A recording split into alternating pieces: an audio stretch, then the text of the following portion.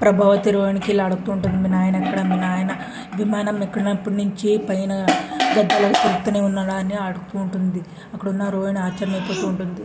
అప్పుడున్న ప్రభావతి, నన్ను పిచ్చిదాన్ని చేద్దాం అనుకున్నావా, నువ్వు ఏం చెప్తే అది నమ్మేస్తాను అనుకున్నావా అని అడుగుతూ ఉంటుంది ప్రభావతి. అక్కడున్న రోహిణి ఆశ్చర్యమైపోతుంటుంది. మా మనోజ్కి అత్తగారు ఉందా అని అడుగుతూ ఉంటుంది రోహిణికి. అక్కడున్న రోహిణి ఆశ్చర్యమైపోతుంది. ఇంకా పుట్టిండ్లను ఉందా రోహిణి అని అడుగుతూ ఉంటుంది. అక్కడున్న రోహిణి బాధపడుతూ ఉంటుంది.